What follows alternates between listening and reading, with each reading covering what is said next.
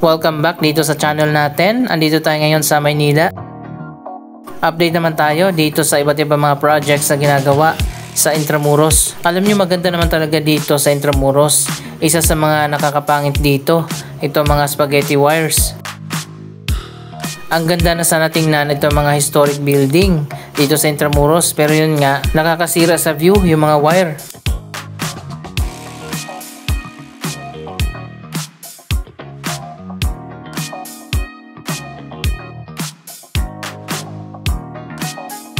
Andito na tayo sa may Manila Cathedral.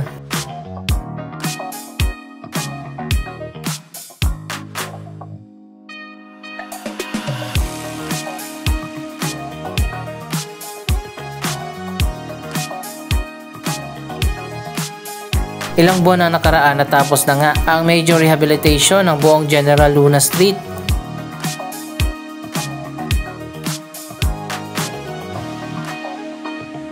Yung dating lubak-lubak na kalsada ay napalitan na nga ng brick-layered street.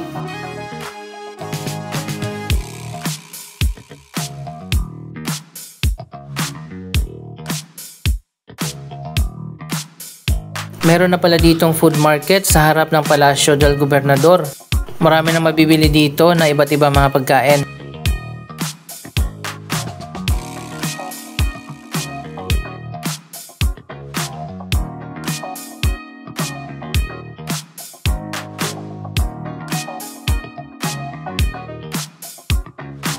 Patuloy pa rin na dinadagsa ng mga turista ang Manila Cathedral, pati ng iba't ibang mga museum dito sa Intramuros.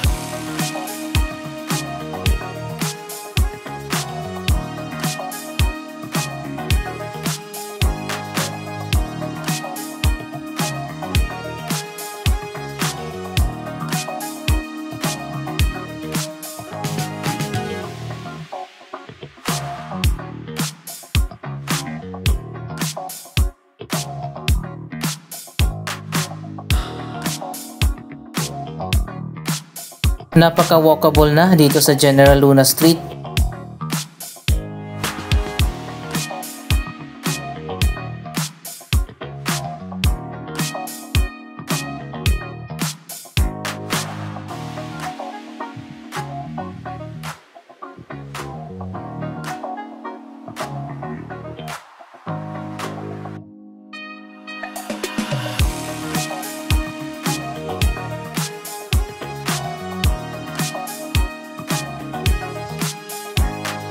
Ito na ngayon ang transformation ng buong General Luna Street mula dito sa Manila Cathedral hanggang doon sa may main entrance.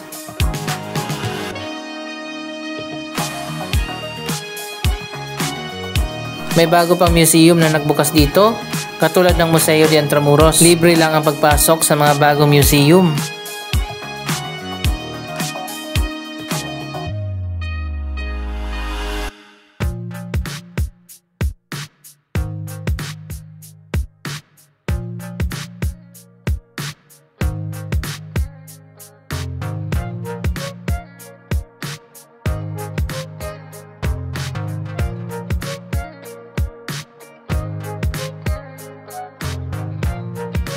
Isa pang bagong project na natapos dito, ang Foro de Intramuros.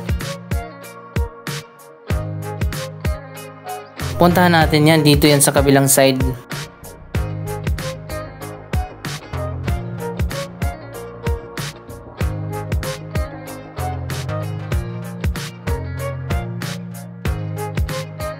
Dito ka rin dadaan papunta sa bagong Museo de Intramuros.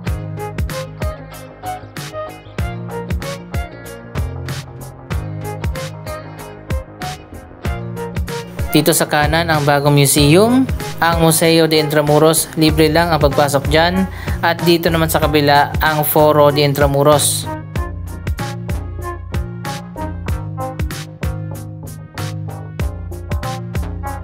Ito ang lumang location ng Ateneo bago pa lumipat sa Quezon City.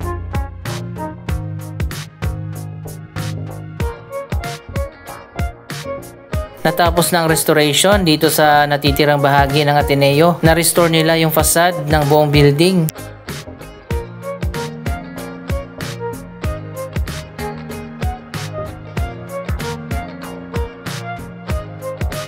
Pero yung loob nito ay ginawa na isang bagong exhibition area para sa iba't ibang mga events.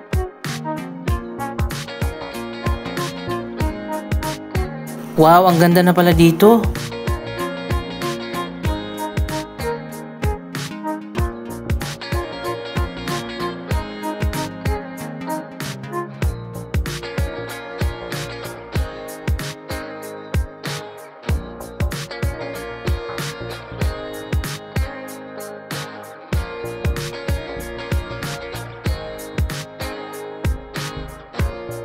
Doon naman tayo sa main entrance ng Foro de Intramuros.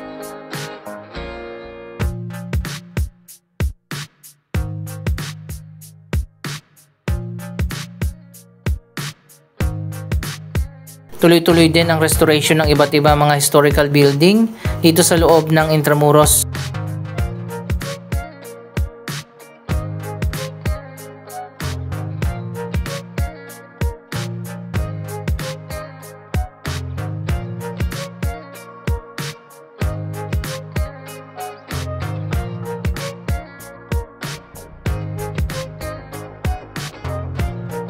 May garden pa dito sa harap.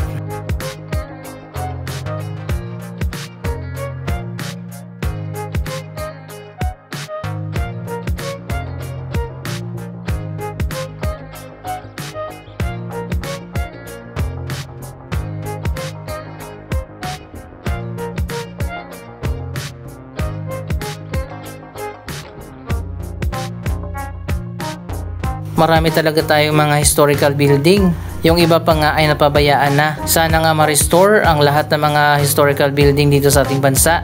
Ganito ang itsura sa loob ng Foro de Intramuros.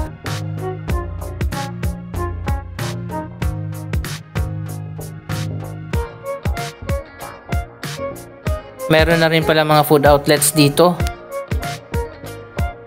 Andito pala yung isa sa mga daanan na paakyat sa wall.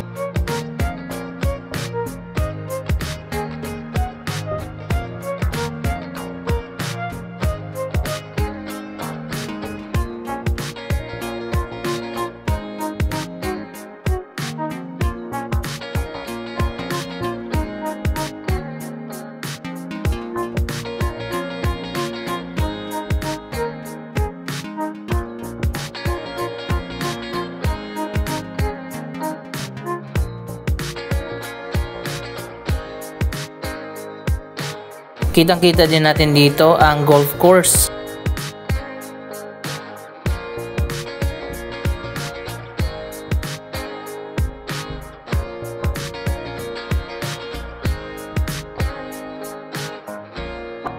Dapat dito magkaroon ng renovation kahit dito lang sa walkway. Butas-butas na ang hirap ng daanan.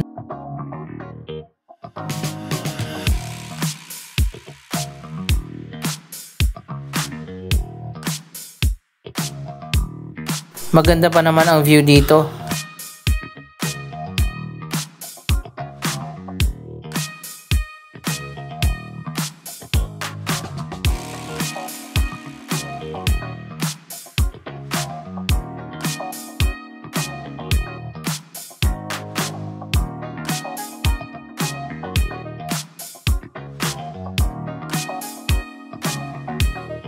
Anyway, napakaganda naman talaga ng Intramuros. Dapat lang talaga na pangalagaan natin ito. Isa sa pinaka-historical na lugar dito sa ating bansa.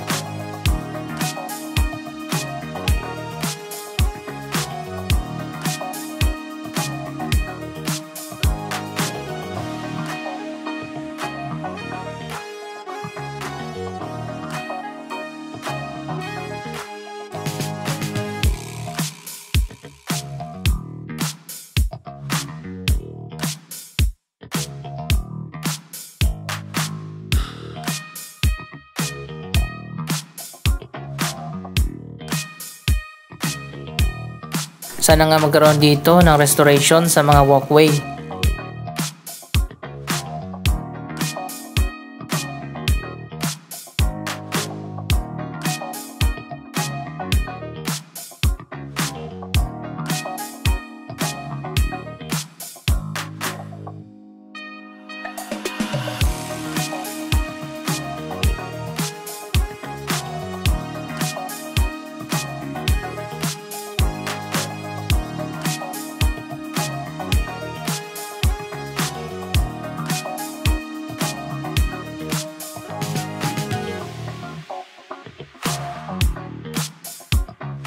So hindi na pala tayo pwedeng dumiretso sa buong kahabaan itong wall. Hanggang dun sa harap, sarado na dito.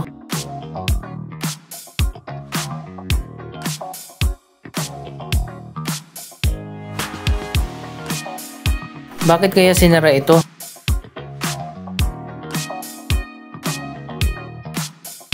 Anyway, wala tayong choice. Balik tayo dito sa baba.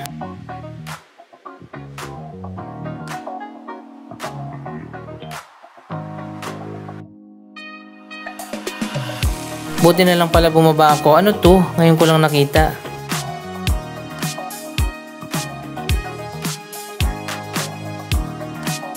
Ito pala ang mga mukha ng mga dating presidente dito sa ating bansa. Lahat ng nagdaang presidente meron dito, mula kay Manuel L. Quezon hanggang kay Rodrigo Roa Duterte. Wala pa kay Marcos dito, siguro after ng termino niya.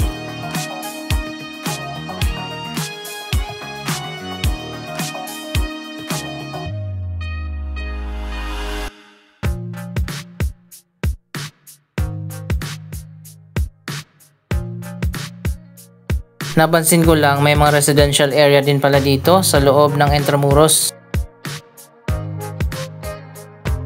Nasa likod na pala tayo ng San Agustin Church.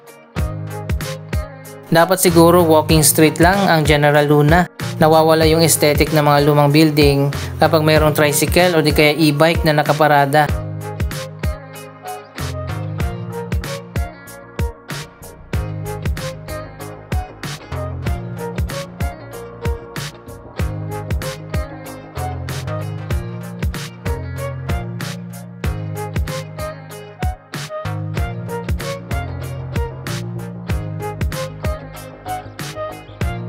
Mas maganda na nga maglakad dito dahil sa mga bagong bricks na inilagay.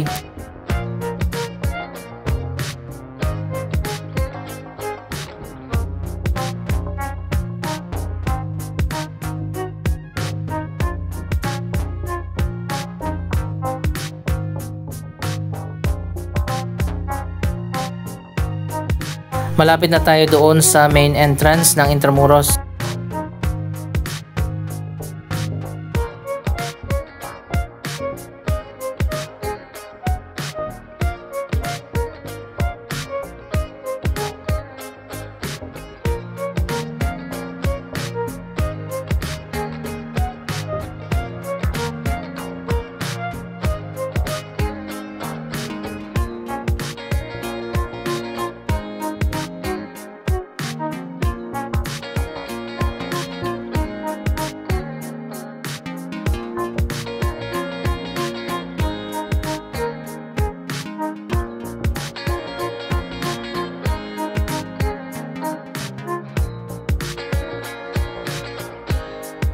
May mga ongoing pa na restoration ng mga lumang building dito at iba pa mga bagong projects na ginagawa.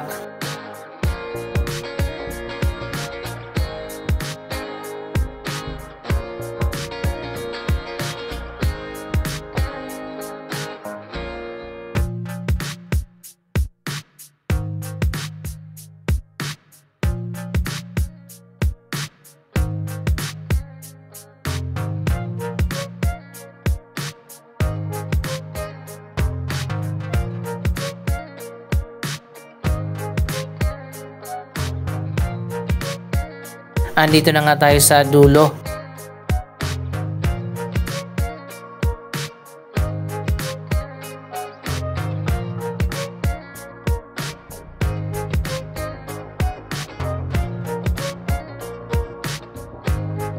Di ba mas maganda tingnan kung walang mga sasakyan? Para ka talagang nag-time travel sa lumang panahon.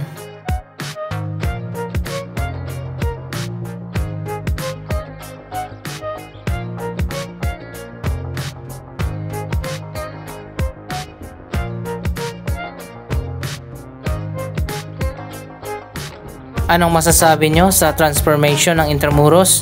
Mag-comment lamang dyan sa baba ng inyong mga reaksyon. Maraming salamat sa inyong panonood. Huwag kalimutan na i-like, i-share ang video ito at mag-subscribe. Thank you for watching!